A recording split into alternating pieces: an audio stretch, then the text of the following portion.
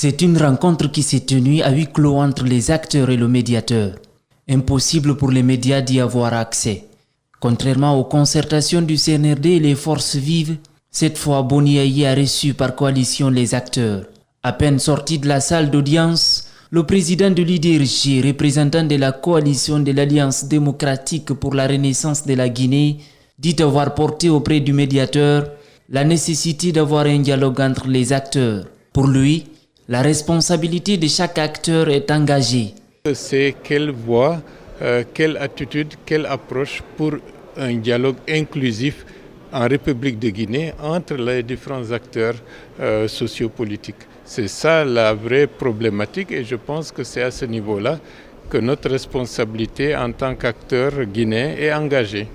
Les dernières manifestations politiques en Guinée ont été émaillées de violences. Pour les acteurs sociopolitiques, il est important de discuter autour de la table pour un dialogue inclusif. Pour le président de la coalition COPADEG, pas question de diviser la Guinée.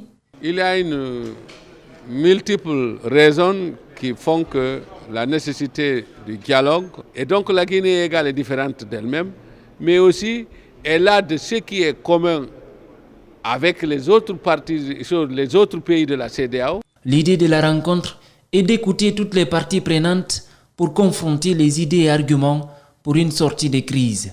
Du côté de la société civile, les interventions ont porté sur l'ensemble des questions allant dans le sens d'une transition réussie. Pour le premier niveau, la structure du dialogue, nous avons fait notre proposition. Et est-ce qu'aujourd'hui, sur les questions de droits de l'homme et tout ce qui s'ensuit, quelles sont nos propositions aujourd'hui pour rassurer les différentes parties pour que le dialogue puisse être un dénouement heureux pour la réussite de la transition? Après les coalitions politiques et les acteurs de la société civile, Boni Yaye a poursuivi sa mission au Conseil national de la transition.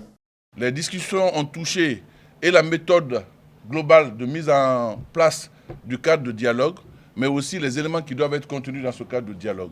Nous avons pris l'engagement avec le médiateur que les éléments de discussion que nous avons eus et les prochaines étapes restent à sa discrétion pour les autorités de la place, pour les chefs d'État de la CEDEAO et pour la presse. À tour de rôle, chaque ministre s'est adressé au Conseil national de la transition pour décliner ses projets et plans d'action pour la réforme dans son département. D'abord, la ministre de l'Enseignement supérieur. Parmi ses priorités, les bacheliers issus de l'enseignement franco-arabe. L'enseignement supérieur aujourd'hui, il y a plusieurs institutions qui me permettent de former ceux qui ont un profil franco-arabe. En plus de cela, les bacheliers de profil franco-arabe ont accès à toutes les offres de formation correspondant à leur profil dans nos institutions d'enseignement supérieur. Pour répondre à la question liée à la pléthore dans les écoles publiques, le ministre Guillaume Awing promet de renouveler les équipements, les infrastructures et de racheter certaines écoles privées. De nos jours, il existe un plan d'urgence sectoriel élaboré au mois de juillet et validé par le gouvernement. Les 3 ministères ont travaillé là-dessus. Un volet important de ce plan est dédié à la rénovation, aux équipements des salles de classe et éventuellement au rachat de certaines écoles. Pour le ministre de l'Enseignement technique et de la formation professionnelle, dans son viseur, les écoles qui ne respectent pas les cahiers de charges. Nous avons donc assaini ce secteur. Les cahiers de charges sont sortis, les cahiers de charges sont adressés à ces promoteurs. Ils ont obligation pour les 12 mois qui suivent de se conformer. Sinon, les agréments seront purement et simplement retirés.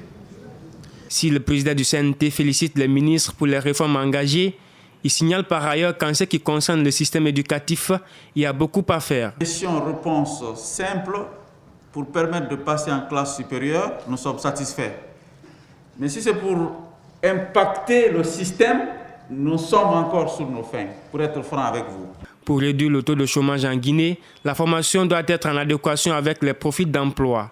De nos jours, la Guinée connaît plus d'1 600 000 enfants qui ne partent pas à l'école, a laissé entendre la ministre Diaka Sidibé.